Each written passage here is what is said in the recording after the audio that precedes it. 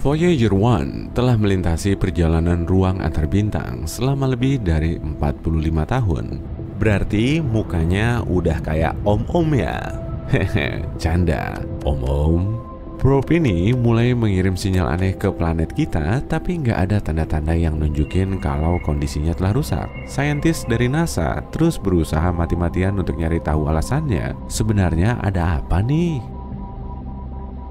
Nah, sebelumnya aku mau ngebahas dulu soal Voyager 1 dan perjalanan panjangnya. Voyager 1 adalah pesawat luar angkasa milik Amerika Serikat. Para saintis dari NASA mengirimnya ke luar angkasa pada 5 September 1977.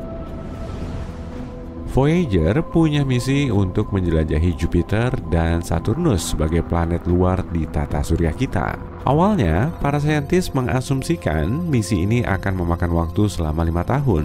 Haha, 5 tahun? Ternyata, probe ini bisa melampaui ekspektasi mereka. Nggak cuma menyelesaikan misinya, Voyager juga bisa berfungsi lebih lama dari estimasi awal. Voyager 1 telah menjelajah di luar angkasa selama lebih dari 45 tahun. Peran Voyager 1 di dunia sains sangatlah besar.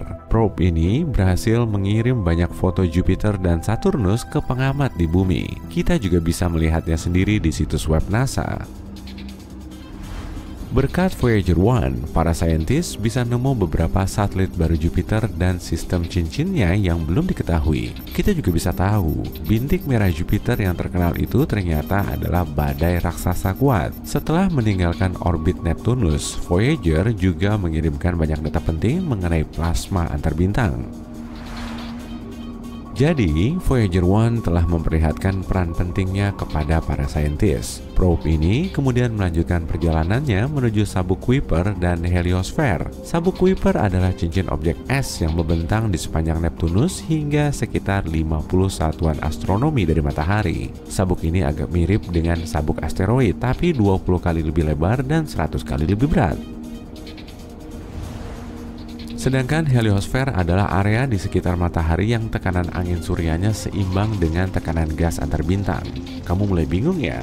Hehe, kedengarannya memang agak rumit, tapi data ini sangat membantu kita dalam memahami alam semesta secara keseluruhan. Jadi, inilah tugas terakhir Voyager, memberitahu kita lebih lanjut tentang ruang antar bintang. Probe ini telah mengirim lebih dari 60 frame mosaik tata surya dari jarak lebih dari 6,5 miliar kilometer dari bumi. Para saintis menggunakan frame ini untuk membuat gambar berwarna dengan ukuran besar yang diberi nama Pale Blue Dot atau titik biru pucat. Kira-kira ini titik apa ya? Oh, ternyata bumi kita. Jadi, begitulah rupa bumi kita dari sudut pandang Voyager. Foto ini mampu nunjukin kalau kita sangat kecil dan planet kita sangat rapuh.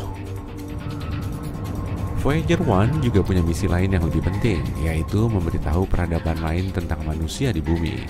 Kamu pernah dengar soal piringan emas Voyager yang terkenal itu kan? Piringan emas ini berisi banyak file audio dan video yang terdiri dari beberapa bagian. Bagian pertama berisi kata halo dalam 55 bahasa, termasuk bahasa kuno dan bahasa yang sudah punah. Hampir 80% dari rekaman ini berisi banyak jenis karya musik. Misalnya, musik klasik karya Bach, Beethoven, Mozart, Stravinsky, musik rakyat dari berbagai negara dan era, hingga blues seperti lagu-lagu terkenal karya Louis Armstrong dan Chuck Berry. 20% sisanya berupa rekaman suara manusia, alam, hewan, dan 116 foto yang dikodekan menjadi sinyal audio. Ada juga rekaman pidato Kurt Waldheim, mantan sekretaris PBB, dan Jimmy Carter, mantan Presiden Amerika Serikat yang berisi pesan persahabatan. Selain rekaman, para ilmuwan juga nyiapin jarum pemutarnya, lengkap dengan gambar sederhana yang nunjukin cara pakainya. Mereka juga ngasih tahu cara mengubah pesan suara menjadi gambar. Di dalam piringan ini juga ada koordinat bumi yang terbuat dari peta pulsar. Koordinatnya nunjukin posisi matahari di galaksi Bima Sakti. Rekaman ini dibungkus dalam kotak aluminium berlapis emas untuk melindunginya dari radiasi dan debu kosmik. Sambil membawa piringan ini, Voyager 1 memulai perjalanan panjangnya. Jarak tempuhnya sudah lumayan jauh dan posisinya saat ini sudah sejauh 154 satuan astronomi dari kita atau sekitar 23 miliar kilometer. Karena inilah Voyager 1 menjadi objek buatan manusia yang letaknya paling jauh. Gelar ini awalnya disematkan pada misi Pioneer 10, tapi Voyager 1 berhasil menggesernya pada tahun 1998. NASA bisa dibilang untung besar karena Voyager 1 jauh melampaui batas masa pakainya. Bahkan saking kerennya, Voyager 1 telah menyalip saudara kembarnya, Voyager 2, yang diluncurkan ke luar angkasa 2 minggu sebelumnya. Voyager 1 bergerak dengan kecepatan 17 km per detik atau 56.000 km per jam. Mobil sport modern tercepat di dunia aja cuma bisa melaju dengan kecepatan 491 km per jam. Jadi, kecepatan Voyager 1 sulit dibayangin. Voyager 1 tengah melaju mendekati batas awan Oort atau lapisan hipotetis objek es yang mengelilingi tata surya. Para astronom belum mengonfirmasi keberadaannya, tapi mereka sangat yakin objek tersebut memang ada di situ. Bahkan beberapa saat lalu, fenomena lubang hitam pun cuma dianggap teori. Sayangnya, Voyager 1 nggak akan kembali ke tata surya kita. Probe ini mungkin akan terus berkomunikasi dengan bumi sampai tahun 2025 hingga akhirnya hilang kontak. Dalam waktu 300 tahun, Voyager 1 akan sampai di batas awan Oort. Dan setelah 30.000 tahun, ia akan meninggalkan tata surya. Dan pastinya kita juga akan meninggalkan dunia ini. Kalau perjalanannya lancar, 10.000 tahun kemudian, Voyager 1 akan terbang menuju bintang katai merah Gliese 445 di rasi bintang jerapah. Nantinya, probe ini mungkin akan terus terbang di sekitar Bima Sakti. Oke, sekarang kita bahas soal sinyal misteriusnya ya. Memangnya ada apa sih?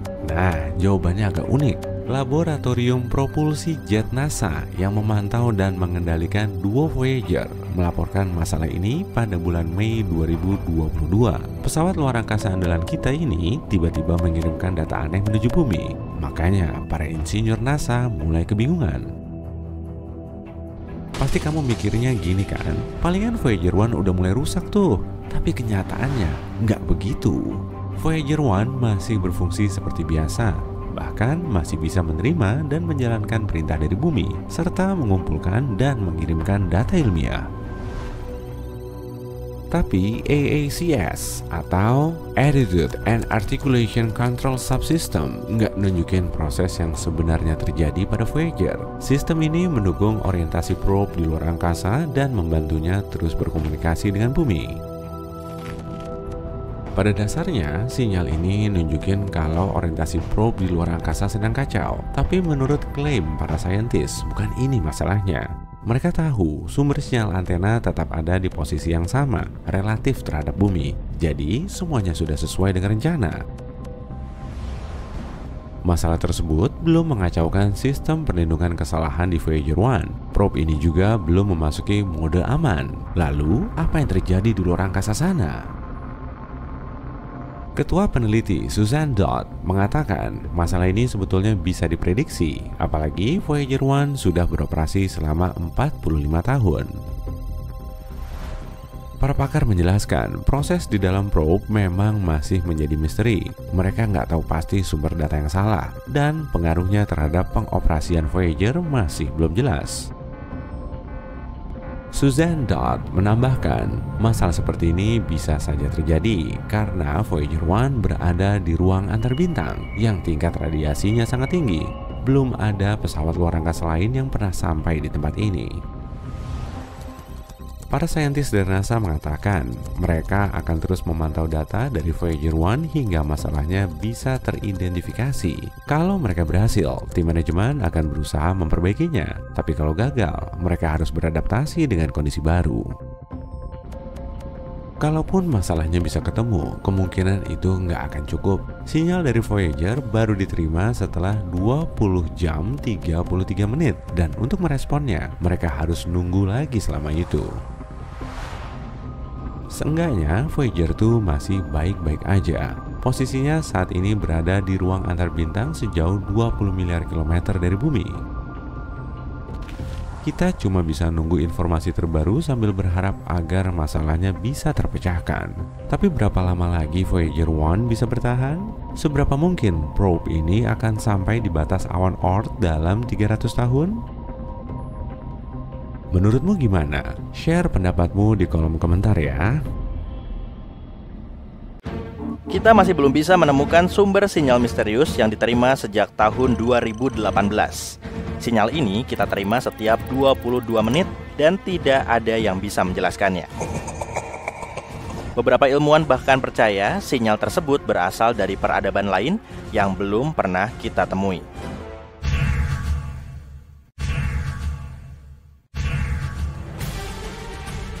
Sinyal radio asing ini tidak ditemukan oleh ilmuwan yang sedang menjalankan misi serius, melainkan oleh seorang mahasiswa yang sedang mengerjakan tugas kuliah. Tyrone O'Doherty, mahasiswa di Curtin University di Australia, menyeleksi data lama dari langit selatan. Dia sedang mencari sinyal radio yang berdenyut aneh. Dia akhirnya menemukan satu sinyal dari tahun 2018 yang tampak menembakkan gelombang radio ke arah bumi. Dengan penuh semangat, Tyrone membagikan temuannya kepada mentornya, astronom radio Natasha Hurley Walker. Dia langsung meneliti sinyal ini, berharap menemukan sesuatu. Namun meskipun telah memeriksa berbagai data frekuensi, mereka menemui jalan buntu. Namun kemudian Natasha melihat sebuah pola. Sinyal tersebut berulang setiap 18 menit. Ini penemuan besar. Namun ketika mereka bersiap untuk mempelajarinya lebih lanjut, pof! Sinyal itu lenyap setelah hanya 3 bulan meninggalkan mereka tanpa hasil. Tidak menyerah, Natasha dan timnya mengamati langit lagi, berusaha mencari petunjuk. Berbulan-bulan berlalu, tapi tidak ada hasil. Mereka sudah siap untuk menyerah, tapi tiba-tiba sebuah sinyal baru muncul. Yang satu ini terus berdenyut selama 5 menit, lalu menghilang, dan kemudian muncul kembali tepat 22 menit kemudian. Pertanyaan utamanya adalah, apakah sinyal itu terkait dengan sinyal yang berkedip setiap 18 menit? Untuk mengetahuinya, Natasha memeriksa kembali data radio lama dari wilayah itu. Saat menggali lebih dalam, mereka menyadari bahwa sinyal-sinyal tersebut bukanlah sesuatu yang baru, melainkan telah memancar ke arah bumi selama 35 tahun. Pada tahun 1988, teleskop-teleskop India dan Amerika pernah menangkap sinyal-sinyal itu, tapi tertimbun di antara begitu banyak data lainnya. Ini berita besar bagi para penjelajah antariksa, karena berarti kini mereka bisa menghitung seberapa jauh objek misterius ini. Setelah melakukan perhitungan, mereka menemukan bahwa jaraknya sangat jauh, bahkan dalam skala antariksa, yaitu 15.000 tahun cahaya dari bumi. Satu-satunya yang tersisa untuk diungkap adalah apa sebenarnya objek ini. Walker dan timnya mulai membandingkannya dengan semua objek pemancar sinyal radio yang diketahui di luar sana. Namun sumbernya masih menjadi misteri. Sinyal-sinyal itu masih muncul setiap 22 menit di layar NASA dan selalu diakhiri dengan pesan "Match not found" yang membuat frustasi. Para ilmuwan menyebutnya J183910. Beberapa menduga sinyal tersebut berasal dari makhluk ekstraterestrial. Mungkin itu adalah sinyal yang ditunggu-tunggu oleh SETI atau Search for Extraterrestrial Intelligence. Proyek ini telah berjalan selama lebih dari 50 tahun, mencoba menemukan bukti kehidupan di luar bumi. Mereka juga memindai langit untuk mencari gelombang radio, denyut laser, dan sinyal-sinyal misterius lainnya. Jadi, mungkin ini cara bagi makhluk luar angkasa untuk memberitahu lokasi mereka. Meskipun ide tersebut terdengar menarik, kita perlu berhati-hati dalam mengambil kesimpulan. Pertama, kita tidak memiliki bukti yang kuat. Sebelum ada bukti konkret, itu hanyalah spekulasi. Selain itu, ada penjelasan lain yang lebih masuk akal. Kemungkinan besar itu berasal dari fenomena alam dan ada beberapa teori untuk menjelaskannya. Yang pertama adalah teori pulsar. Bayangkan sebuah bintang sangat besar di luar angkasa, jauh lebih besar dibanding matahari. Terkadang bintang-bintang besar ini mengakhiri perjalanan hidupnya dalam peristiwa spektakuler yang disebut supernova. Ketika hal ini terjadi, inti bintang akan runtuh dan menjadi sangat padat, seakan-akan sedang memadatkan seluruh isi bintang ke dalam ruang yang sangat kecil. Inti yang sangat padat dan kecil itu disebut bintang neutron. Sebagian dari bintang-bintang neutron ini sangat istimewa. Kita menyebutnya pulsar. Dinamai demikian karena tampak berdenyut dengan energi, seperti mercusuar angkasa. Pulsar-pulsar ini memiliki medan magnet yang sangat kuat, jauh lebih kuat daripada yang ada di bumi. Mereka seperti magnet yang sangat besar di antariksa. Karena itu, pulsar memancarkan energi. Pulsar juga berputar sangat cepat, sehingga pancaran energi ini tampak berdenyut saat berputar. Nah, sinyal aneh yang terdeteksi tadi tampaknya memiliki kemiripan dengan pulsar, tapi tidak sepenuhnya. Pulsar biasanya memiliki umur yang bisa diprediksi dan melambat seiring waktu, dan akhirnya berhenti memancarkan sinyal radio. Sebaliknya, sinyal misterius yang ditemukan ini cukup awet dan berkedip lebih lama dari pulsar biasanya. Oke, mungkin ini bukan pulsar biasa, atau malah sama sekali bukan pulsar. Lalu ada juga teori magnetar. Magnetar adalah tipe lain dari bintang neutron. Magnetar seperti pulsar versi super, dengan medan magnet yang lebih kuat dan periode denyut yang lebih lama. Mungkin inilah yang menyebabkan sinyal tadi sangat kuat. Namun ketika mengkategorikan data, sinyal tersebut ternyata juga tidak cocok dengan getaran magnetar. Magnetar tidak hanya memancarkan gelombang radio, tapi juga sinar X yang sangat kuat karena sangat energetik. Sedangkan sinyal yang kita terima hanya memancarkan gelombang radio. Jadi itu bukan pulsar maupun magnetar. Perilaku sinyal itu sangat aneh dan menunjukkan sumber yang tidak alami. Artinya, mungkin ada sesuatu di alam semesta yang belum dijelajahi sepenuhnya oleh para ilmuwan. Dan ada sebuah objek ruang angkasa yang belum banyak kita ketahui. Teori terakhir adalah apa yang disebut pulsar Katai. Banyak sekali istilahnya, aku sampai pusing. Pulsar Katai seperti bintang yang berkedip-kedip dengan kilatan cahaya, mirip seperti pulsar, tapi butuh waktu lebih lama untuk setiap kedipan. Biasanya Katai putih merupakan sisa-sisa bintang yang lebih kecil. Katai putih tidak berkedip karena medan magnetnya tidak sekuat pulsar. Tapi ketika Katai putih menjadi sangat besar, hampir sama dengan massa matahari, ia akan menjadi sangat padat dan mulai berdenyut dengan medan magnet yang kuat, seperti halnya pulsar. Katai putih memiliki keunikan yang menarik, yaitu terdiri dari elektron, bukan neutron seperti pulsar. Ketika elektron-elektron bermuatan ini mulai terpapar medan magnet, mereka akan memancarkan kilatan cahaya secara periodik yang terjadi setiap 100 sampai 1000 detik. Seperti yang kamu ingat, sinyal tadi berdenyut tiap 22 menit atau 1320 detik. Sedikit lebih lama dari pulsar Katai putih pada umumnya, tapi lebih mendekati kebenaran. Sejauh ini penjelasan ini yang paling masuk akal. Tapi, teori ini pun belum sepenuhnya terkonfirmasi. Kondisi ini menunjukkan betapa banyak hal di alam semesta yang masih belum kita tahu. Kita ambil contoh, semburan radio cepat atau FRB. Ini jenis sinyal misterius lainnya yang pernah terdeteksi. FRB layaknya semburan energi yang cepat dan intens dalam bentuk gelombang radio. Energi yang dimilikinya sangat besar.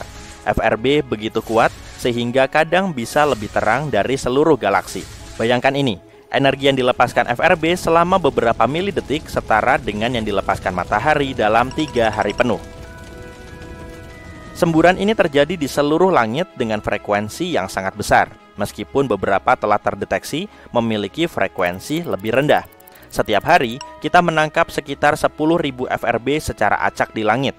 Beberapa di antaranya berulang, tapi sebagian besar terjadi sekali lalu menghilang selamanya. Sayangnya, sebagian besar hanya berlangsung sepersekian detik, dan saat energinya sampai ke kita, energi aslinya sudah 1000 kali lebih lemah dibanding sinyal ponsel dari bulan.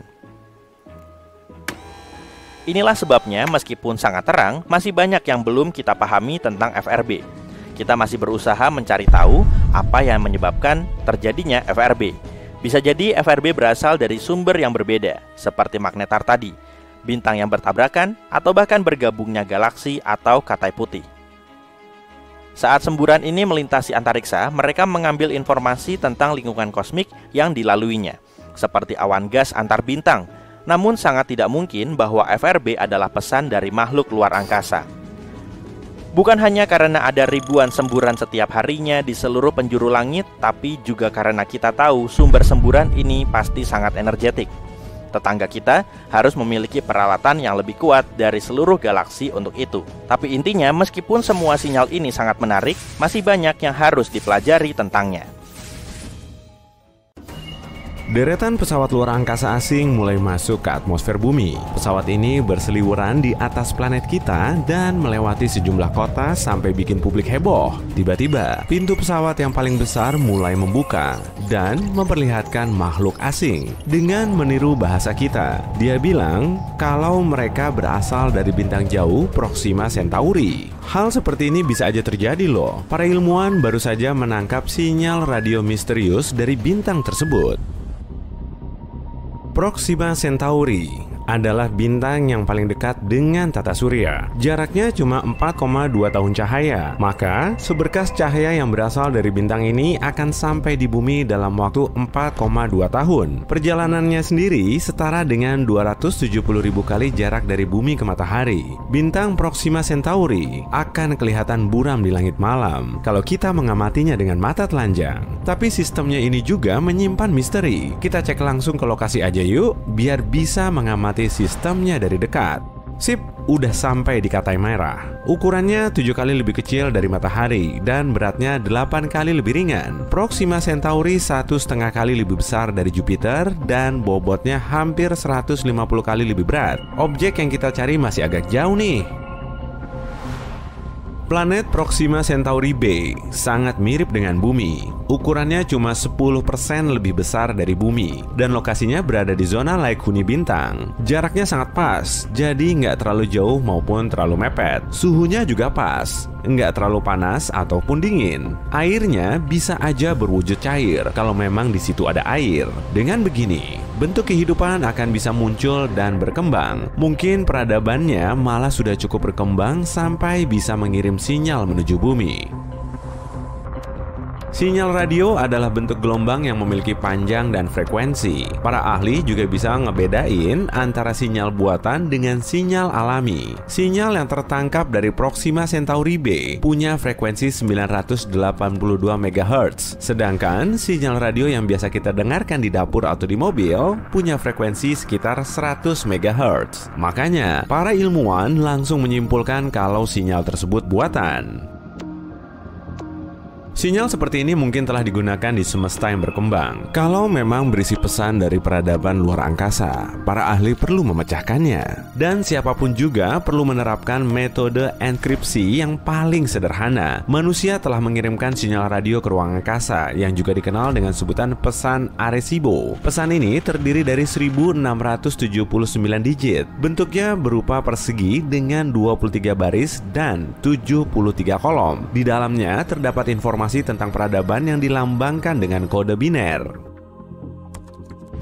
Di permukaan persegi ini, terdapat sistem angka yang kita gunakan dengan kode warna putih. Kalau yang ungu ini sebetulnya kunci untuk membaca isi pesan berikutnya. Nomor atom unsur hidrogen, karbon, nitrogen, oksigen, dan fosfor dilambangkan dengan sandi. Semua unsur ini sangat penting bagi terbentuknya kehidupan. Kalau si penerima sinyal bisa mengidentifikasi angka dan kunci ini, mereka akan bisa membaca pesan berikutnya. Warna hijau ini merupakan unit dasar rantai DNA kita. Di bawahnya terdapat rantai DNA. Kotak putih merepresentasikan jumlah pasangan DNA, sedangkan warna biru nunjukin bentuk rantainya. Selanjutnya ada gambar siluet manusia. Objek putih dan biru di sebelah kiri merupakan nomor kode tinggi rata-rata kita. Gambar manusia juga terdapat di ujung untai DNA agar peradaban luar angkasa bisa mengetahui wujud kita. Nah, kalau kotak putih di sebelah kanan ini nunjukin jumlah populasi kita saat pesan ini dibuat, yaitu sebanyak 4,2 miliar pada tahun 1974, hampir setengah kali dari populasi sekarang. Selanjutnya ada gambar tata surya. Kotak kuning besar ini adalah matahari, lalu diikuti semua planet di tata surya kita, termasuk Pluto. Saat itu, Pluto masih dianggap sebagai planet. Posisi bumi agak bergeser ke sebelah sini, agar peradaban luar angkasa bisa tahu asal pesan ini. Gambar terakhir berupa observatorium yang telah mengirimkan pesan ini ke ruang angkasa. Sinyal ini sudah dalam perjalanan menuju gugus bintang M13 sejauh 25.000 tahun cahaya dari bumi. Jadi, baru akan sampai di tempat tujuan 25.000 tahun lagi. Dan kita perlu nunggu 25.000 tahun berikutnya untuk dapat jawabannya. Kalaupun di luar angkasa sana memang ada peradaban yang menerima sinyal ini. Kalau sinyal dari Proxima Centauri juga berupa pesan, kita perlu waktu untuk memahami isinya. Oke, kita nyalain dulu komputer super canggihnya, lalu tunggu hasilnya. Tapi sinyal misterius lain juga pernah tertangkap di bumi. Para ilmuwan merekam sinyalnya. Wow! Aneh pada tahun 1977 yang diperkirakan berasal dari rasi bintang Sagittarius. Teleskop menangkap sinyal asing ini selama 72 detik. Lalu, peneliti yang mengamati cetakannya menyimpulkan kalau sinyal ini ternyata buatan. Dia menulis kata wow sebagai reaksinya. Saat dilakukan studi dan pengamatan lebih lanjut, sinyal ini malah nggak bisa terdeteksi lagi. Menurut beberapa teori, sinyal ini berasal dari pesawat luar angkasa yang melintas. Dan setelah jaraknya sangat jauh, kita udah nggak bisa lagi mendeteksinya. Tapi kemungkinan, sinyal ini dihasilkan di bumi, lalu diarahkan ke atas, tapi malah mantul ke objek di ketinggian, seperti pesawat, satelit, atau puing luar angkasa yang mengorbit bumi. Kemudian, sinyal ini tertangkap teleskop. Karena termasuk buatan manusia, panjang gelombang dan frekuensinya terbilang khas. Akibatnya, para ilmuwan bisa sangat kebingungan. Pada tahun 2017 lalu, mereka merekam suar di Proxima Centauri. Dalam 10 detik saja, bintang ini bertambah terang sampai 1000 kali lipat. Sebelumnya juga terdeteksi suar yang lebih lemah, tapi berlangsung sekitar 2 menit. Dengan suar ini, Proxima Centauri memancarkan radiasi yang sangat tinggi. Meski di planet pendamping bintangnya ada kehidupan, suar ini kemungkinan telah menghancurkannya. Angin bintang pasti sudah menghempaskan atmosfernya dan bikin permukaannya tak bernyawa. Dibanding bumi, total radiasi energi tinggi yang diterima Proxima Centauri B sebanyak 60 kali lebih besar, sedangkan radiasi sinar X-nya 400 kali lebih kuat. Para ahli kemudian memprediksi kemungkinan terbentuknya kehidupan di planet ini kira-kira 1:100 juta. Mereka memang belum tahu pasti kalau sinyal ini termasuk buatan atau alami. Tapi skenario soal pesawat luar angkasa yang mampir ke bumi kemungkinan besar nggak akan terjadi. Untuk mencari peradaban di luar angkasa, kita cuma bisa menggunakan gelombang radio. Dan karakteristiknya mirip bunyi berisik yang menyebar dari planet kita ke berbagai penjuru pada kecepatan cahaya. Kendala utamanya yaitu jaraknya sangat jauh. Galaksi Bima Sakti kita berdiameter 100.000 tahun cahaya. Di seberangnya mungkin saja ada kehidupan. Jika kita mengirim sinyal radio ke galaksi tersebut, sinyalnya baru akan diterima 100.000 tahun kemudian. Lalu kita baru bisa mendapatkan balasannya 100.000 tahun lagi. Mekanisme seperti ini mirip-mirip seperti menelepon orang lain. Manusia baru bisa membuat dan menerima sinyal radio pada abad ke-19. Kalau perkembangan peradaban di Bima Sakti sama seperti di bumi, mereka tentu punya radio. Tapi kita baru akan mendapat sinyal mereka ribuan tahun kemudian. Selain itu, suara radio dari planet kita mulai hilang. Saat ini, kita menggunakan teknologi Bluetooth, serat optik, dan TV kabel. Jadi, sekitar 100 tahun lagi, sinyal kita nggak akan terdeteksi lagi di semesta lain. Yang justru lebih parah, peradaban di luar angkasa sana akan mengirim sinyal ke ruang angkasa kita. Meski sinyalnya mencapai bumi, kita belum punya teknologi yang bisa mendeteksinya. Semesta yang pengirimnya sudah maju pesat, tapi sinyalnya menghilang. Kita mungkin menangkap sisa gelombang radio yang melintasi alam semesta, tapi udah telat masang antena. Ada sekitar 2 triliun galaksi di alam semesta kita. Masing-masing terdiri dari miliaran hingga triliunan bintang yang serupa dengan matahari. Dan mungkin di sekelilingnya terdapat satu planet yang juga mirip dengan bumi. Mungkin nggak sih kalau di luar sana ada kehidupan? Jangan-jangan peradaban ini juga lagi mengamati teleskopnya sambil berupaya menangkap sinyal radio dari planet tak dikenal, sama seperti kita. Woi, bangun woi. Jangan tidur dulu, dengerin deh. Ada sinyal FM 5 detik yang berasal dari salah satu satelit Jupiter. Kamu langsung meraih ponsel untuk memberitahu rekan-rekanmu. Mereka keheranan saat mencerna informasi darimu dan bergegas menuju ke lab. Selama bertahun-tahun, kamu telah bekerja sebagai ilmuwan di probe Juno yang menjelajahi Jupiter. Tapi baru kali ini kamu bisa mengamati fenomena seunik ini. Ganymede merupakan satelit terbesar Jupiter sekaligus yang terjumbo di seantero tata surya kita. Kalau saja nggak ngorbit Jupiter, statusnya akan berubah menjadi planet. Malahan, ukurannya lebih besar dari Merkurius dan Pluto. Tapi uniknya, Ganymede punya medan magnet. Umurnya sudah 4,5 miliar tahun, atau kurang lebih setua Jupiter. Untuk mengorbit planetnya, Ganymede perlu waktu selama 7 hari di bumi.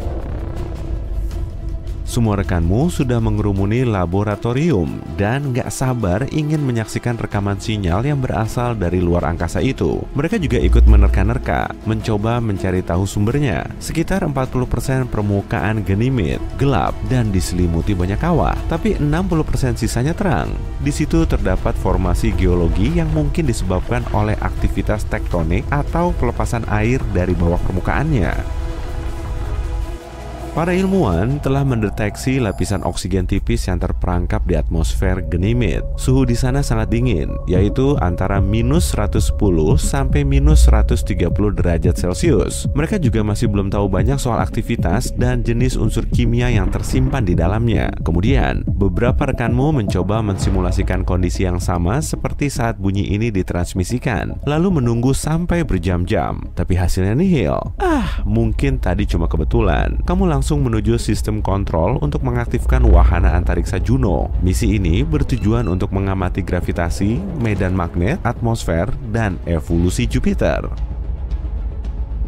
Beberapa bukti juga telah menunjukkan kalau satelit terbesar Jupiter ini mengalami evolusi. Di sekitarnya terdapat medan magnet yang sering memicu terjadinya aurora. Gas benderang ini menghiasi kutub utara dan selatan Ganymede. Kalaupun ada tanda-tanda kehidupan, lokasinya kemungkinan besar ada di dasar lautnya yang sangat asin. Selama bertahun-tahun, para ilmuwan mengira kalau matahari menjadi komponen utama bentuk kehidupan. Tapi sekarang kita tahu, jauh di dasar laut juga ada organisme. Bahkan, mereka bisa bertahan hidup meski tanpa sinar matahari. Lautan di bumi menyimpan banyak organisme aneh dengan segala rupa dan bentuknya. Lili laut hidup di kedalaman 3000 meter di bawah laut. Penampilannya memang mirip dengan bunga lili, tapi organisme ini bukan termasuk tumbuhan, melainkan hewan. Jangan salah dulu, bagian tubuh yang mirip batang dan daun ini sebetulnya punya ujung saraf untuk mendeteksi makanan di sekitar. Hiu goblin termasuk hiu teraneh yang ada di dasar laut. Panjang tubuhnya bisa sampai 3,5 meter dan moncongnya kelihatan sangat unik. Ada juga anglerfish. Sungut di kepalanya bisa berpendar untuk menarik mangsa dan mencari jalan di dasar laut yang gelap. Mungkin mirip-mirip kayak senter alami yang nggak perlu baterai baru ya. Senter alami ini cuma ada di kepala anglerfish betina. Hewan laut lain yang berpenampilan nyeleneh, misalnya bluefish. Habitatnya ada di Samudra Atlantik, Pasifik, dan Hindia. Tepatnya berada 2.700 meter di bawah permukaan laut. Oke lah, kembali ke misimu tadi sebagai ilmuwan. Meski kamu sudah mewanti-wanti rekanmu untuk tutup mulut soal bunyi aneh tadi, media tetap bisa mengendusnya lalu menjadikannya sebagai topik perbincangan yang hangat. Sejumlah kantor berita mulai menghubungimu untuk melakukan wawancara. Mereka ingin tahu soal terobosanmu untuk membuktikan kalau di luar angkasa sana memang ada kehidupan. Tak lama kemudian, kamu datang ke stasiun berita itu untuk memaparkan hasil penemuanmu. Beribu pasang mata di dalam studio mengamati gerak-gerikmu. Para kru berlarian untuk melakukan pengecekan terakhir sebelum acaranya dimulai. Make up artismu tinggal merapikan penampilanmu dan si pengarah suara memintamu untuk mengecek lagi mikrofonnya. Para produser duduk di kursi depan. Kemudian lampu terang mulai dinyalakan. Dalam hitungan 3, 2, 1. si pembawa acara memperkenalkanmu ke para penonton. Kemudian, kamu diminta untuk menjelaskan soal bunyi yang kamu dengar. Lalu, kamu mulai memaparkan soal probe antariksa Juno yang mengitari Jupiter. Setelah mengajukan beberapa pertanyaan lain, si pembawa acara akhirnya memberimu pertanyaan yang paling menggelitik. Mungkin nggak sih kalau suara misterius itu berasal dari peradaban lain? Semua penonton seketika terdiam, tapi kamu cuma bisa duduk terpaku karena bingung harus jawab apa. Di dasar laut masih ada kehidupan loh. Meski tekanannya 1000 kali lebih kuat daripada permukaan laut, alga yang notabene merupakan makanan bagi para hewan laut nggak termasuk dalam menu pilihan para hewan laut dalam, karena di bawah sana sangat minim cahaya matahari. Banyak penghuni bawah laut harus mengasup sisa makanan yang tenggelam. Suhu dingin dan tekanan kuat juga telah mengubah struktur sel di dalam tubuhnya, membuatnya lebih tahan banting dari ikan pada umumnya. Bakteri punya caranya sendiri untuk bertahan hidup. Penelitian menunjukkan organisme ini mengasup gas dan bahan kimia seperti sulfur dan karbon dioksida, metana, dan hidrogen terlepas saat lempeng tektonik saling bergesekan. Sejumlah bakteri juga mengasup gas tersebut.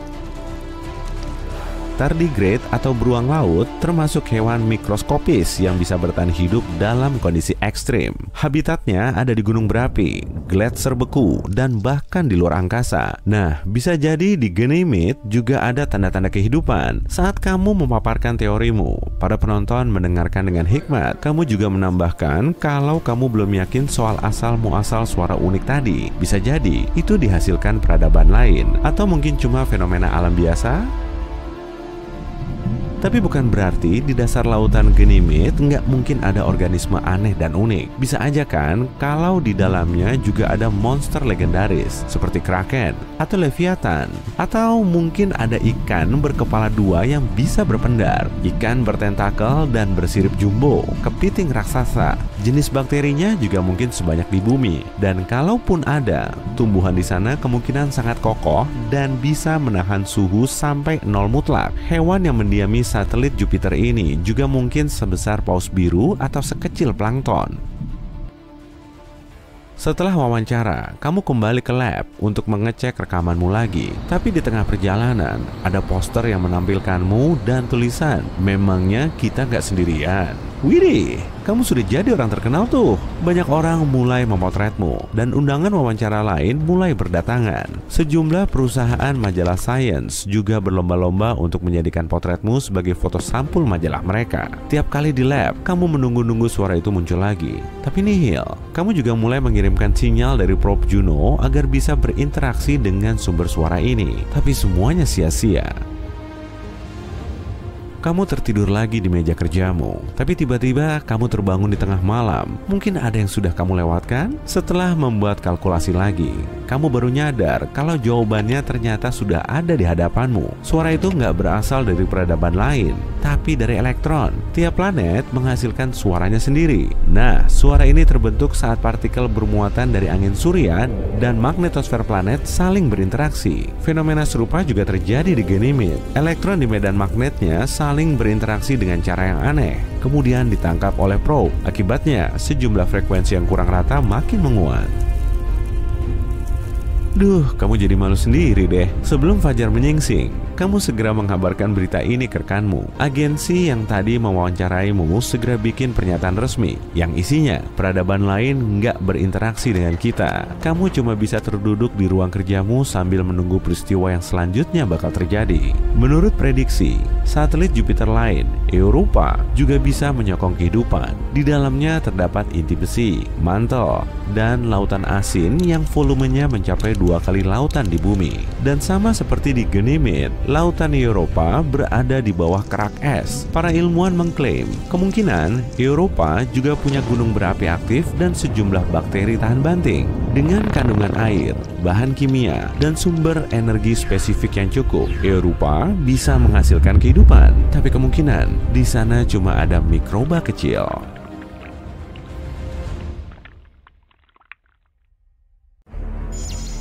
Bunyi aneh tidak biasa yang entah dari mana datangnya menyebar di seluruh galaksi kita. Terus berulang-ulang dan ini belum pernah kita dengar. Para ilmuwan menemukannya pada tahun 2020 dan ini tidak menyerupai energi apapun yang pernah mereka pelajari. Berbagai sinyal radio kuat dan terang muncul dari waktu ke waktu yang secara misterius menghilang dalam sehari. Sinyal ini tidak sesuai dengan profil objek ruang angkasa apapun yang kita kenal. Sinyal itu agak mengganggu dan lenyap begitu saja. Saat para ilmuwan mencoba mencocokkannya dengan beberapa teleskop lain, sinyal itu menghilang. Bintang-bintang bermassa rendah terkadang menyala dengan energi radio, tapi bukan, karena sebagian besar bintang-bintang ini disertai sinar X. Bintang-bintang sangat padat yang kolaps seperti pulsar dan magnetar juga bukan pilihan. Solusi terdekat yang mereka punya adalah kelas objek misterius yang kita kenal sebagai Galactic Center Radio Source. Ini adalah sumber sinyal radio yang menjadi terang dan bersinar dengan cepat. Sinyal itu rusak di dekat pusat galaksi kita dan bisa membantu mengungkap misteri alam semesta. Kalau kamu punya mobil terbang yang bisa naik dengan kecepatan 95 km per jam, kamu cuma butuh 1 jam untuk memasuki ruang angkasa. Bulan agak lebih jauh, yakni 400.000 km, sekitar 10 kali keliling planet kita. Itu artinya perjalanan ke bulan akan seperti perjalanan keliling bola bumi 10 kali berturut-turut, yang akan makan waktu kurang dari 6 bulan. Perjalanan ke Pluto akan butuh waktu lebih dari 800 tahun. Proxima b adalah tetangga terdekat kita yang mirip bumi. Ini adalah dunia kecil berbatu yang mengorbit bintang terdekat dengan matahari kita.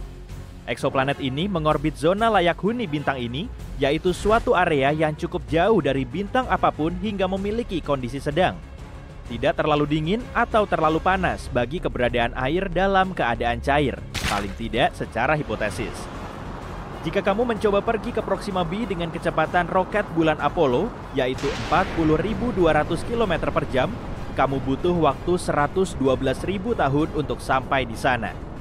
Mungkin kamu tidak akan bisa bernapas di sana. Tak ada yang tahu apakah Proxima b punya atmosfer.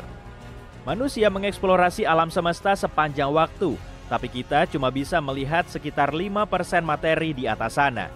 Dan Albert Einstein adalah orang pertama yang menyadari ruang angkasa hampa sebetulnya tidak kosong. Sisanya yang tidak bisa dilihat sebenarnya terdiri dari materi tak kasat mata, yang dikenal sebagai materi gelap, sekitar 27%, dipadukan dengan sesuatu yang disebut energi gelap sebanyak 68%. Jika kamu coba menuang air di ruang angkasa, tentu saja di luar pesawat ruang angkasa, air akan segera mendidih atau menguap. Itu karena tidak adanya udara atau tekanan udara di ruang angkasa. Ketika tekanan udara turun, suhu yang biasanya kamu butuhkan untuk mendidihkan air juga turun. Dengan begitu, air jauh lebih cepat mendidih di puncak gunung daripada, misalnya, di permukaan laut. Di angkasa luar tidak ada tekanan udara, sehingga air bisa mendidih pada suhu yang sangat rendah. Para ilmuwan percaya, paling tidak ada beberapa miliar galaksi di luar sana. Kita tidak tahu jumlah pastinya, dan mungkin tidak akan pernah tahu. Tapi mereka mencoba memperkirakannya dengan menghitung berapa galaksi yang bisa kita lihat di area langit yang sangat sempit dan terbatas. Mungkin alam semesta tampak penuh dengan bintang dan planet di sana-sini. Tapi setidaknya di galaksi kita ada 100 miliar planet. Jika kamu mengisi balon dengan helium dan melepaskannya, kamu akan melihatnya melayang sangat tinggi. Balon itu akan naik memasuki atmosfer, tapi tidak akan sampai ke angkasa luar. Makin tinggi, makin tipis udara di atmosfer. Balonmu akan naik sampai titik di mana atmosfer di sekitarnya berbobot sama dengan helium di dalamnya. Itu akan terjadi pada ketinggian sekitar 32 km di atas permukaan tanah. Jadi, sejauh itulah balon helium bisa naik. Kita tidak benar-benar tahu sebesar apa alam semesta kita. Kita tidak bisa melihat tepinya, bahkan tidak tahu apakah alam semesta bertepi. Kita memakai teknologi untuk bisa melihat sejauh kira-kira 14 miliar tahun cahaya dari planet kita. Ini berarti kita bisa melihat diameter sekitar 28 miliar tahun cahaya, mulai dari lapisan terluar atmosfer yang berakhir pada ketinggian sekitar 960 km di atas planet kita. Meskipun ukuran alam semesta kita terus berubah dan makin besar seiring waktu. Merkurius adalah planet terdekat dengan matahari, jadi kebanyakan orang mengira planet ini yang paling panas. Tapi Venuslah planet terpanas. Venus adalah planet kedua terdekat dengan bintang pusat kita. Jaraknya dari matahari sekitar 48 juta kilometer lebih jauh dibanding Merkurius. Merkurius tidak memiliki atmosfer yang bertindak sebagai selimut penghangat dan membantu mempertahankan panas dari matahari. Venus memiliki atmosfer yang tebalnya tak terduga, sekitar 100 kali lebih tebal daripada atmosfer kita. Atmosfer Venus tidak memungkinkan panas keluar. Planet ini menahannya sehingga membuat Venus makin panas. Sebagian besar atmosfer Venus juga terdiri dari karbon dioksida yang dengan bebas membiarkan energi matahari masuk, tapi tidak begitu transparan untuk kehilangan radiasi gelombang panjang yang dilepaskan permukaan planet panas itu. Rata-rata suhu di sana sekitar 460 derajat Celcius, cukup panas untuk melelehkan kaleng. Suhu maksimal di planet tetangganya, Merkurius, adalah 420 derajat Celcius. Mungkin dalam 2 miliar tahun lagi, suhu di planet kita yang berharga ini akan terlalu panas bagi kehidupan. Seiring ratusan juta tahun berlalu, matahari kita akan terus bertambah panas dan terang. Akhirnya, suhunya akan begitu tinggi hingga lautan kita yang indah akan hilang. Karena lautan menghasilkan 70% oksigen yang kita butuhkan untuk hidup, maka tak akan ada lagi kehidupan. Semua ini berarti planet kita cuma akan menjadi gurun luas, seperti halnya Mars sekarang. Sebenarnya, diameter Pluto, mantan planet sangat jauh yang sekarang menjadi planet Katai, lebih kecil dibanding seluruh Amerika Serikat. Jarak terjauh di sana dari Maine ke California Utara, kira-kira 4.700 km. Sedangkan diameter Pluto cuma 2.371 km. Pluto sangat jauh, tapi tepi tata surya kita 1.000 kali lebih jauh daripada jarak ke planet Katai ini. Tapi para astronom menemukan banyak objek ruang angkasa yang mengorbit matahari kita yang jaraknya lebih jauh dibanding Pluto. Juga terdapat awan komet Oort yang jauhnya setengah tahun cahaya dari Pluto, yang juga 1.000 kali lebih jauh. Bintang neutron benar-benar berat. 1 sendok teh saja yang berisi bintang neutron beratnya akan mencapai 6 miliar ton. Bintang neutron adalah sisa-sisa dari bintang besar yang telah kehabisan bahan bakar. Bintang yang memudar ini meledak dan intinya berserakan. Tapi karena gravitasi, terbentuklah bintang neutron yang super padat. Biasanya, massa bintang seperti ini sampai 3 kali massa matahari. Tapi radiusnya cuma 9,65 km. Sebab ini adalah salah satu benda paling padat di alam semesta, setidaknya yang kita ketahui. Alam semesta mempunyai warna, dan warnanya itu semacam krem atau disebut juga cosmic latte. Alam semesta juga berbau. Baunya mengingatkan kita akan steak panggang atau logam panas. Setidaknya begitulah kata para astronot yang melayang-layang di ruang angkasa sana. Jika kamu ingin membuat pakaian antariksa, siap-siap aja kerja keras. Kita butuh 5.000 jam untuk membuat pakaian antariksa, dan biayanya lebih dari 14 miliar rupiah. Pakaian astronot yang sangat bagus terdiri dari 11 lapis bahan dan beratnya sekitar 50 kg. Dan pakaian ini harus nyaman. Kamu butuh lebih banyak ruang di dalamnya, sebab tubuhmu akan memanjang sekitar 5 cm di ruang angkasa. Saat kamu sedang melayang-layang di antariksa, gravitasi bumi tidak berdampak kepadamu. Itu sebabnya tulang belakangmu memanjang dan sedikit rileks, yang artinya mungkin kamu akan 3% lebih tinggi. Untuk 180 cm, tambahannya akan sekitar 5 cm. Tapi tenang, ini tidak permanen. Begitu turun ke bumi, kamu akan menyusut lagi ke ukuran biasa dalam beberapa bulan. Kalau kamu mau ngobrol sama teman, sebaiknya jangan di ruang angkasa ya, sebab di atas sana bunyi sama sekali tidak merambat. Di sana, jarak antar molekul begitu jauh, sehingga getaran bunyi tidak bisa menjangkaunya. Yang secara otomatis berarti molekul itu tidak bisa bergetar. Film-film tidak akurat dalam hal ini. Tak seorang pun bisa mendengarmu berteriak di angkasa luar. Kita bisa dibilang hidup di dalam matahari. Matahari bukan saja bola cahaya panas besar yang lokasinya 150 juta kilometer dari kita.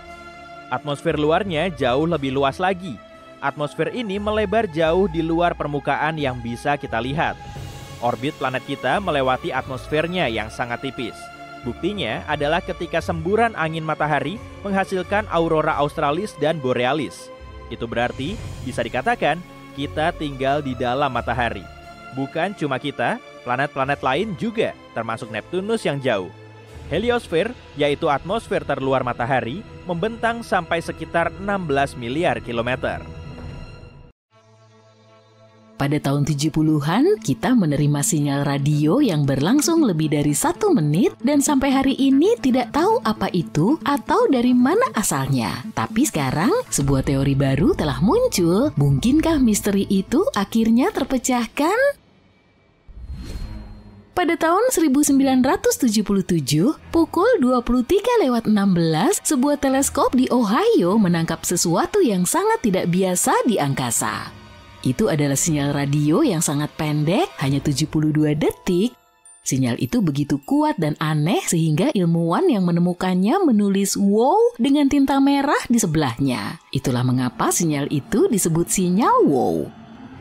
Di ruang angkasa, gas hidrogen terkadang melepaskan gelombang radio sejenis radiasi elektromagnetik. Gelombang radio ini memancar pada frekuensi tertentu yang merupakan ciri khas gas hidrogen. Hal ini membantu kita untuk menemukan, mengidentifikasi, dan mempelajarinya. Berkat hal ini, kita bisa mengetahui kalau frekuensi sinyal wow berasal dari tempat yang sama dengan gas ini.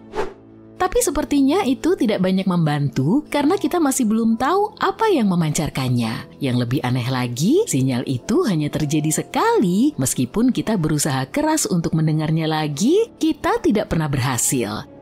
Dan tanpa sinyal yang berulang, mustahil untuk mengetahui apa itu.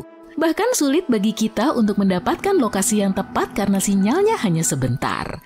Setelah jarak tertentu, sangat sulit untuk mengetahui dari mana sinyal radio yang berbeda berasal. Dan dari situlah teori-teori itu dimulai. Frekuensi yang digunakan oleh sinyal wow adalah frekuensi khusus tidak ramai dengan banyak sinyal lainnya. Ini seperti menemukan tempat yang tenang di ruangan yang bising karena tidak ada banyak gangguan atau kebisingan. Kalau kamu mengirim sinyal pada frekuensi ini sangat jauh, sinyal tidak akan hilang atau terdistorsi. Itu aneh sih, karena itu berarti bahwa tempat itu mungkin tempat yang sempurna untuk mengirim pesan jika kita ingin berkomunikasi dengan makhluk luar angkasa di luar sana. Jadi, mungkinkah mereka mencoba menghubungi kita? Ini adalah kemungkinan ilmiah yang nyata, tidak ada yang tahu pasti apa yang menyebabkan sinyal wow, tapi jika itu berasal dari makhluk luar angkasa, mereka pasti berkomunikasi tidak seperti kita. Sinyal itu tidak terlihat seperti pesan yang disengaja. Dan anehnya, itu hanya terjadi sekali. Kalau memang makhluk hijau kecil yang mencoba menghubungi kita, aneh kan kalau mereka hanya mencoba sekali? Tapi untuk berjaga-jaga pada tahun 2012, pada ulang tahun ke-35 sinyal wow, kita memutuskan untuk mengirimkan sejumlah pesan ke bintang-bintang tertentu. Kita menggunakan kode khusus untuk memastikan makhluk luar angkasa yang menerima pesan-pesan itu tahu bahwa pesan-pesan itu berasal dari makhluk cerdas seperti kita. Sebagian besar cerdas, kita bahkan menggunakan banyak tenaga untuk memastikan pesan-pesan itu bisa menjangkau jarak yang sangat jauh. Para ilmuwan telah menemukan banyak ide tentang dari mana sinyal wow berasal, tapi tidak ada satupun yang disepakati secara luas. Kita tahu pasti sinyal ini tidak berasal dari bumi. Suara-suara di bumi memang kadang mengganggu, tapi sinyal ini jelas berasal dari luar angkasa. Ada juga teori yang mengatakan bahwa sinyal tersebut mungkin terpantul dari sampah antariksa dan kembali ke bumi. Tapi kemudian kita menyadari persyaratan untuk hal itu terjadi sangat tidak mungkin. Salah satu gagasan yang mungkin adalah bahwa sinyal tersebut mungkin disebabkan oleh kelap-kelip di ruang angkasa seperti kelap-kelip bintang di langit. Namun meskipun itu benar, tidak menutup kemungkinan bahwa sinyal tersebut dibuat oleh sesuatu yang artifisial. Gagasan lainnya adalah sinyal tersebut bisa saja berasal dari sesuatu yang berputar seperti mercusuar. Atau mungkin itu adalah sinyal yang berubah frekuensinya dari waktu ke waktu atau hanya ledakan satu kali. Sudah 50 tahun sejak sinyal radio yang aneh tertangkap, tapi baru-baru ini sebuah ide baru tentang asal-usulnya muncul. Bayangin sebuah komet yang melesat di angkasa, meninggalkan jejak gas di belakangnya seperti ekor. Gas inilah yang bisa jadi kunci untuk memahami sinyal radio misterius yang menarik perhatian para astronom bertahun-tahun lalu. Salah satu astronom mengamati sinyal WOW dan berpikir bahwa sinyal tersebut mungkin berhubungan dengan komet bernama 266P/Christensen. Ya, itu cukup besar. Komet ini berjarak sekitar 1.800 tahun cahaya. Komet ini belum diketahui pada tahun 1977 ketika sinyal pertama kali terdeteksi. Tapi sekarang, komet ini bisa menjelaskan gelombang radio yang aneh.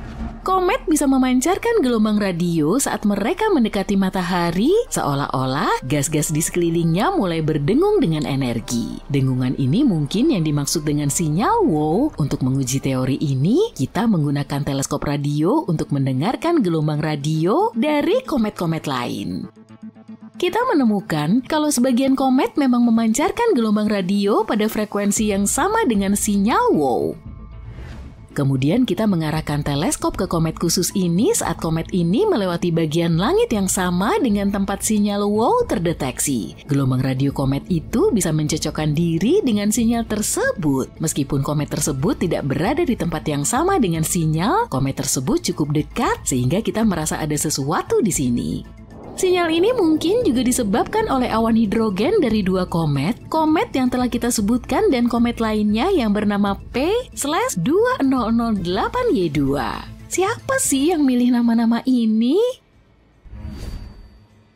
Tapi tidak semua orang yakin dengan ide tersebut. Ada yang mengatakan teori tentang dua komet yang menyebabkan sinyal tersebut tidak masuk akal karena komet biasanya tidak memancarkan gelombang radio seperti yang dibutuhkan untuk menjelaskan sinyal WOW. Selain itu, sinyal tersebut tidak berulang dan hanya terjadi sekali, yang mana hal ini cukup aneh kalau memang itu adalah komet. Komet itu menyebarkan gasnya ke area yang luas, jadi sinyalnya seharusnya bertahan lebih lama. Teleskop yang digunakan untuk mendeteksi sinyal seharusnya menangkap 2 kali dalam rentang waktu yang singkat. Tapi yang terjadi tidak seperti itu. Selain itu, komet tersebut tidak akan bergerak begitu cepat dari pandangan teleskop. Hal ini menunjukkan kalau kita perlu mempelajari lebih lanjut bagaimana dan mengapa komet memancarkan gelombang radio, khususnya pada frekuensi yang sama dengan sinyal WOW.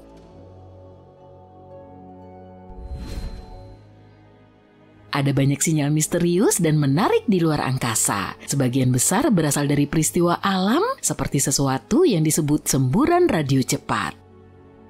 Semburan energi ini sangat kuat dan terjadi di seluruh langit, tetapi asal-usulnya masih belum jelas. Semburan ini hanya berlangsung selama sepersekian detik, mungkin teleskop hanya menangkap sebagian dari salah satu semburan tersebut. Ada juga sinyal aneh yang kita terima sejak 2018. Sinyal yang satu ini sebenarnya berulang setiap 22 menit. Tapi meskipun kita sudah berusaha keras, kita tidak tahu dari mana asalnya. Sinyal ini dimulai sejak tahun 1988 dan kita telah menyelidiki misteri ini selama 36 tahun. Setidaknya kita sudah mengetahui jarak objek misterius yang mengirimkan sinyal, yaitu 15.000 tahun cahaya. Beberapa orang berspekulasi bahwa sinyal-sinyal ini mungkin berasal dari makhluk luar angkasa yang mencoba berkomunikasi dengan kita. Tapi kita tidak dapat mengatakan dengan pasti tanpa bukti yang kuat. Hal ini masih bersifat spekulatif. Penjelasan lainnya adalah teori pulsar. Pulsar adalah bintang neutron yang memancarkan berkas energi mirip dengan sinyal yang kita amati.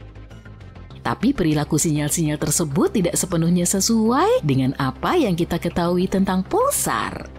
Ada juga teori magnetar yang menyatakan sinyal-sinyal tersebut bisa jadi berasal dari bintang neutron bermuatan super yang disebut magnetar. Tapi tidak satu pun dari teori-teori ini yang bisa menjelaskan perilaku aneh dari sinyal-sinyal tersebut. Mungkin ada fenomena baru yang belum ditemukan di alam semesta. Jadi meskipun komet adalah sebuah kemungkinan, masih banyak pertanyaan yang belum terjawab tentang sinyal WOW. Kita tidak tahu apa penyebabnya dan kita mungkin tidak akan pernah tahu. Kita bahkan tidak tahu apakah sinyal itu berasal dari luar angkasa atau dari suatu tempat di dalam tata surya. Bagaimanapun, meskipun sinyal WOW memiliki penyebab alamiah, bukan berarti kehidupan di luar bumi tidak ada. Studi yang membahas tentang hal ini juga membahas bintang mirip matahari yang bisa jadi tempat yang tepat untuk mencari tanda-tanda teknologi dari luar angkasa. Ada 14 bintang yang mirip dengan matahari di luar angkasa meskipun kita belum bisa memastikan kecerlangannya. Hal ini membuka kemungkinan yang menarik untuk mencari tanda-tanda peradaban maju di luar bumi. Hari gelap adalah fenomena alam misterius yang baru terjadi beberapa kali dalam sejarah. Ini bukan gerhana maupun peristiwa cuaca. Saat terjadi hari gelap, kondisi sekitar jadi mencekam. Penyebabnya masih belum diketahui. Tapi sebetulnya apa sih hari gelap ini? Kenapa kelihatan aneh banget? Kita cari tahu yuk. Mataharinya padam. Gimana nih? Keterangan ini diungkapkan oleh penduduk Yamal, Siberia, kepada meteorolog pada tanggal 18 September 1938. Pagi itu, mereka nggak berangkat kerja seperti biasa, tapi berkerumun di stasiun cuaca menunggu jawaban. Penyebabnya karena saat itu mereka ngelihat fenomena aneh. Ada gerhana yang kemudian mereka namai sebagai hari gelap. Tapi astronom dan meteorolog belum bisa ngejelasin kejadiannya. Seorang saksi mengatakan pukul 8.30 cahaya terlihat meredup dan warna awan berubah jadi coklat kekuningan dengan sedikit rona merah kecoklatan. Pada pukul 9, cahaya sudah berubah drastis dan suasananya terlihat seperti dunia yang disaksikan dari filter cahaya gelap. Warna coklat pada awan semakin kuat. Pada pukul 10.30, warna langit dan bumi terlihat sama. Semuanya kelihatan hitam homogen, tanpa cahaya. Nyeremin banget kan? Itu masih belum seberapa. Seluruh kota menjadi sunyi tanpa gelombang radio. Para meteorolog juga nggak bisa menghubungi pihak berwenang dan penduduk lokal nggak bisa menerima sinyal radio. Semuanya gelap gulita. Lalu, mereka mulai mengirim sejumlah suar. Suar ini terbang ke angkasa menuju awan hitam padat yang menggantung di atas kota. Kemudian lenyap. Setelah memasuki awan pekat, suar ini langsung hilang. Cuaca saat itu sangat bagus dan suasananya tenang. Fenomena hari gelap ini berlangsung sekitar 1 jam, lalu berakhir secara tiba-tiba. Dan anehnya lagi, awan pekat tadi juga ikut hilang tanpa ninggalin hujan, debu, atau material lain. Setelah kejadian, peneliti bisa mengamati hari hitam ini telah menyebar sejauh 200 sampai 250 km. Mereka juga tahu sabuk gelap itu bergerak dari barat ke timur. Setelah melewati selatan semenanjung Yamal, sabuk ini bergerak sebentar lalu lenyap. Fenomena ini ternyata nggak cuma terjadi di Yamal. Gerhana serupa juga terjadi di berbagai belahan bumi selama bertahun-tahun. Salah satunya di New England pada tanggal 19 Mei 1780. Penduduk lokal bisa menyaksikan peristiwa yang kemudian disebut Hari Gelap New England. Tapi hari gelap ini nggak cuma berlangsung selama sehari. Beberapa hari sebelum kejadian, warna langit berubah jadi kuning. Tanggal 19 Mei, di siang hari, semuanya kelihatan gelap. Seorang saksi bernama Joseph Plum Martin menggambarkan kejadian ini kepada awak media. Keadaan saat itu sangat gelap. Penduduk harus menyalakan lilin di dalam rumah untuk melanjutkan aktivitas seperti biasa. Siang dan malam hari kelihatan sama. Bau jelaga terus menguar di udara. Sungai-sungai dipenuhi lapisan abu tipis. Di malam hari, bulan yang menyembul di sela-sela awan berubah warna jadi merah tua. Dan beberapa hari kemudian, kumpulan bintang baru bisa terlihat menembus awan. Lalu tiba-tiba, semuanya kembali normal. Tapi nggak ada seorang pun yang bisa ngejelasin kejadian ini. 22 tahun kemudian, tepatnya pada tanggal 2 Juni 1802, sekuner El Dorado sedang berlayar melintasi Samudra Pasifik. Tiba-tiba, semuanya menjadi gelap gulita. Padahal saat itu, gak ada badai maupun ombak besar. Tapi seluruh penjuru langit kelihatan gelap. Dan awan gelap itu baru bisa lenyap setengah jam kemudian. Kejadian serupa terulang kembali 74 tahun kemudian. Gelombang hitam telah terjadi di Wisconsin, Amerika Serikat pada tanggal 19 Maret 1886. Gelombang ini berlangsung sangat singkat pada jam 3 sore dan durasinya sekitar 5-10 menit. Seluruh kota seketika gelap gulita. Kuda yang ketakutan mulai meringkik dan banyak orang berlarian ke tempat aman. Setelah semuanya tenang, surat kabar lokal melaporkan gelombang ini bergerak dari barat ke timur. Saat itu nggak ada gerhana matahari, angin maupun badai. Nggak ada gejala yang menyebabkan kegelapan ini. Peristiwa lain terjadi pada tanggal 2 Desember 1904 di Memphis, Amerika Serikat. Tapi ini masih rumor karena nggak ada bukti ilmiahnya. Cuaca kota Bluff di pagi itu masih dingin. Para penduduknya beraktivitas pagi seperti biasa. Tapi sekitar jam 9, mataharinya tiba-tiba menghilang. Dan semenit kemudian, semuanya jadi gelap gulita. Para penduduk langsung menghentikan aktivitas mereka dan murid sekolah mulai ketakutan. Sama seperti fenomena sebelumnya, cuaca saat itu sangat tenang. Kejadian ini berlangsung sekitar setengah jam, lalu tiba-tiba semuanya kembali normal. Beberapa saat setelah gerhana misterius ini, badai dahsyat menerjang seluruh kota. Sebenarnya ada apa? Semua kasus ini pasti bisa dijelasin secara ilmiah kan? Sebetulnya sih para saintis belum punya jawaban pasti. Semua kejadian ini sangat mirip, tapi nggak ada penjelasan tunggal yang bisa dipakai. Teori pertama menyatakan mungkin itu cuma gerhana sebagian atau total, tapi nggak mungkin juga saat itu nggak ada gerhana. Kalaupun teori ini benar, sebelum ada gerhana, langit pasti meredup secara perlahan. Gerhana cuma berlangsung selama beberapa menit, gak sampai berjam-jam atau berhari-hari. Kejadian ini juga cuma terjadi dalam lingkup lokal, gak seperti gerhana yang bisa dilihat di berbagai tempat dalam satu waktu sekaligus. Mungkin ini termasuk fenomena astronomi lain. Sejumlah saintis memperkirakan selama hari gelap di Yamal, debu kosmik berjatuhan ke bumi. Tapi kemudian mereka tahu saat itu nggak ada objek astronomi yang mendekati planet kita. Terus apa dong? Mungkin ada kebakaran hutan. Saat hamparan hutan luas terbakar sekaligus, kolom udara bisa naik setinggi 4-6 km. Aliran udara ini membawa abu dan material lain ke tempat baru. Karena cuma diam di ketinggian, semua material ini akan menggumpal seperti awan hitam. Mungkin inilah yang pernah terjadi di New England. Saat itu, ada kebakaran hutan di Kanada, lalu menyebar dengan cepat ke Amerika Serikat bagian utara. Selain itu, langit berwarna kuning. Ada bau jelaga dan abu di atas air. Semuanya terdengar logis, tapi teori kebakaran ini cuma berlaku untuk peristiwa di New England. Gimana dengan kejadian lainnya? Di tengah Samudra Pasifik nggak mungkin ada kebakaran, kan? Nah, para saintis nyoba ngejelasin peristiwa di Memphis dengan memakai teori badai tropis. Tapi awan hitamnya menyapu seluruh kota sebelum badai. Dan bentuk awan ini nggak seperti awan badai tropis karena kelihatan hitam kan? Sebetulnya ada apa sih? Para meteorolog menyebutnya sebagai penurunan transparansi atmosfer lokal.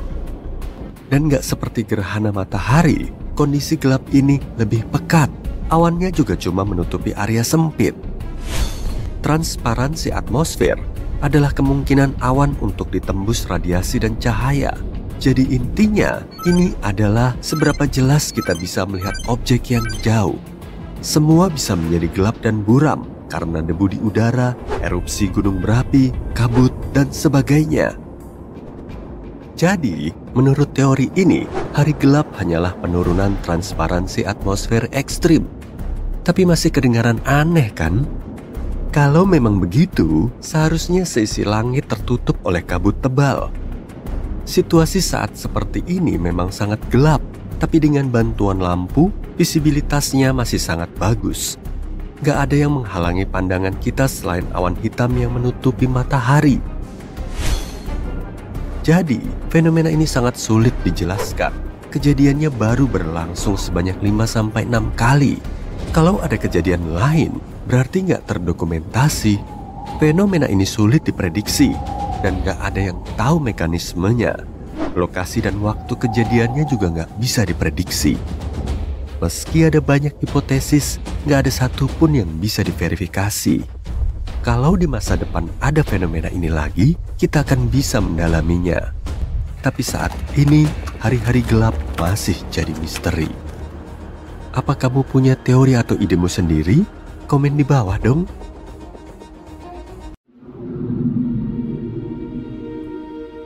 Ada lebih banyak gunung berapi di Venus daripada di planet lain dalam tata surya. Lebih dari 1.600. Dan satu hari di Venus diukur dari beberapa waktu yang dibutuhkan untuk berputar satu kali pada porosnya, lebih lama daripada waktu yang dibutuhkannya untuk mengorbit matahari. Wow, dan itu baru satu hari. Efek rumah kaca ekstrem menghangatkan permukaan planet ini hingga 465 derajat Celcius, cukup panas untuk melelehkan timah. Angin di sana mencapai kecepatan 724 km per jam di lapisan awan tengahnya, lebih cepat dari tornado tercepat di bumi. Tekanan pada permukaan Venus 90 kali lebih tinggi daripada di permukaan laut di bumi. Tempat bagus untuk liburan ya? Dan baru-baru ini, tempat menakjubkan ini menjadi lebih menarik. Di atmosfer Venus yang beracun, ada sesuatu yang mungkin berarti adanya kehidupan. Sayangnya, para ilmuwan belum sempat mengumpulkan spesimen mikrob atau mengambil foto kehidupan di sana. Tapi, mereka telah menemukan zat kimia yang disebut fosfina, dan itu penemuan besar. Jika bukan bahan kimia asing sebelumnya yang menghasilkan gas ini, pasti ada sejenis kehidupan mikrob yang terlihat dalam proses itu. Fosfina terdiri dari 3 atom hidrogen atau 1 atom fosfor. Gas ini beracun bagi semua bentuk kehidupan normal yang butuh oksigen, termasuk kita manusia. Di bumi, fosfina dapat ditemukan di tempat-tempat tanpa atau sedikit oksigen, misalnya rawa dan paya. Gas itu dihasilkan campuran kompleks bakteri yang hidup di sana, juga bisa diproduksi secara industri. Yang paling aneh adalah fosfina tidak seharusnya ada di atmosfer Venus sama sekali. Gas ini butuh tekanan dan suhu yang tepat serta bertonton hidrogen agar terbentuk. Tidak terlalu mengejutkan menemukannya di Saturnus atau Jupiter, raksasa gas yang terkenal. Tapi di Venus benar-benar tak terduga. Tidak mungkin fosfina dapat diproduksi secara alami di planet ini. Jumlah kecil fosfina dapat dihasilkan selama letusan gunung berapi, badai petir, mineral yang meledak ke permukaan, atau meteorit yang masuk atmosfer Venus. Tapi itu tidak cukup untuk menjelaskan apa yang telah diamati para astronom. Itu hanya menghasilkan 1/10.000 fosfina yang dilihat teleskop.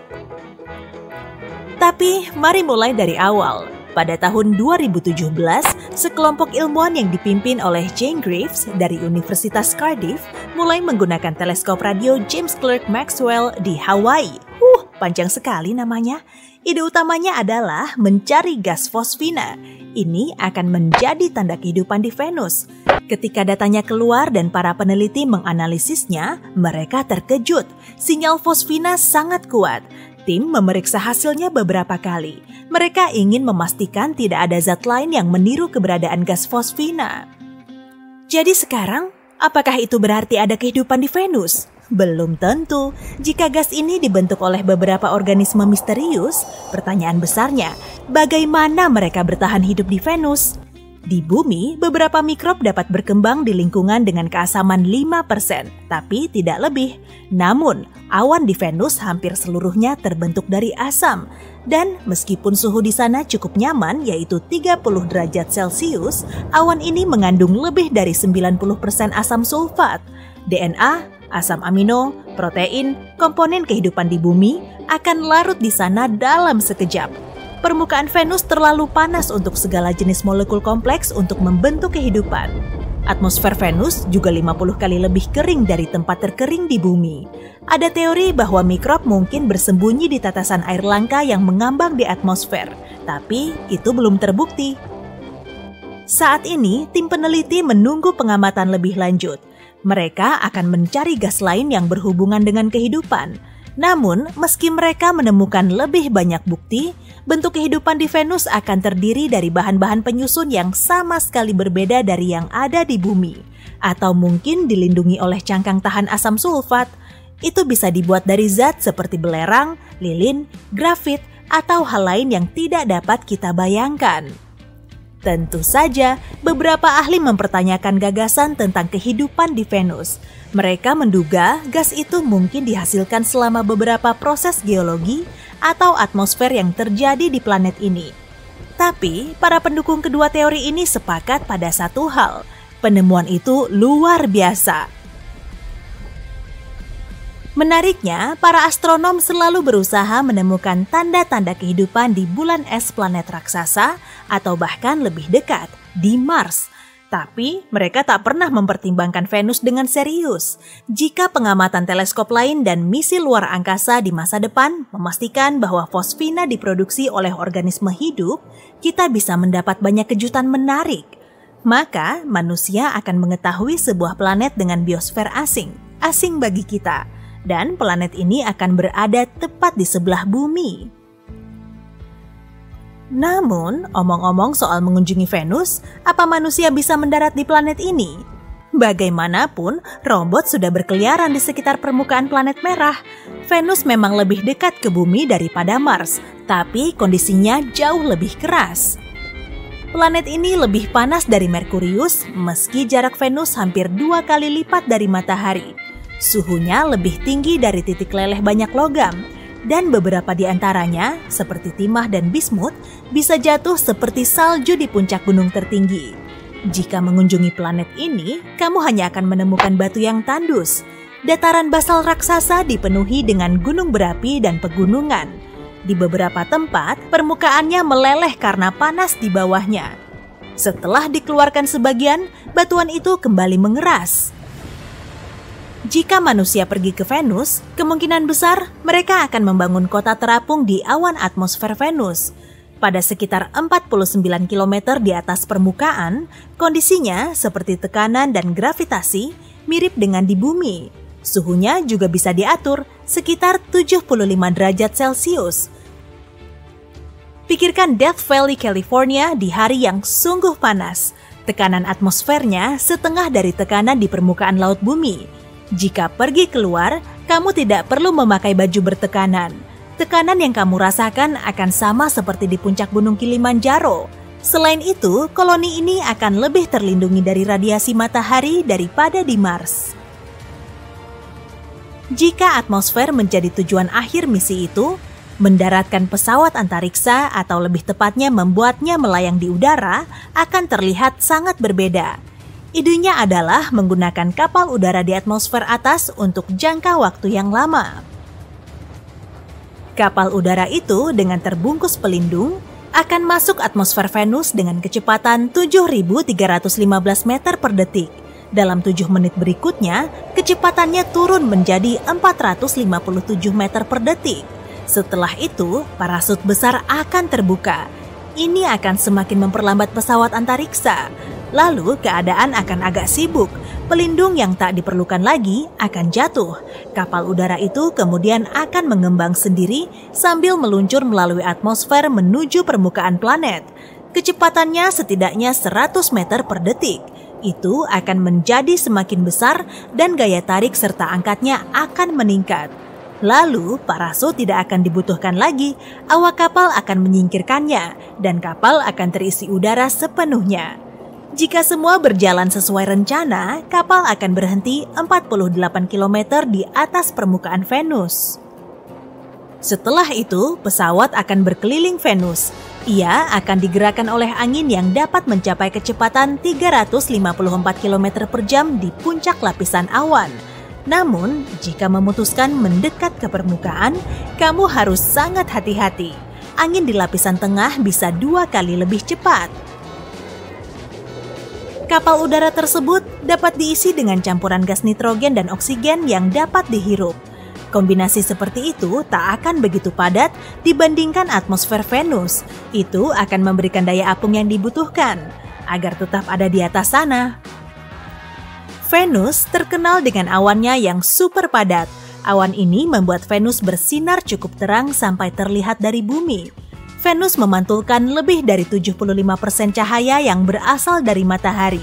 Lapisan awan reflektif ini ada berkat kabut tetesan asam sulfat di atmosfer, dan tetesan ini berkumpul persis di ketinggian tempat kapal udara mengapung. Untungnya, manusia sudah punya cara untuk mengatasi masalah keasaman. Beberapa bahan, misalnya teflon dan beberapa jenis plastik, memiliki ketahanan asam yang luar biasa. Bahan ini bisa melindungi bagian luar kapal udara. Jadi, katakanlah kamu perlu mengerjakan platform di luar. Maka, kamu dapat melakukannya hanya dengan mengenakan baju anti bahan kimia berbahaya dan membawa pasokan udara yang diperlukan. Kedengarannya seru ya? Ya, menurutku juga tidak.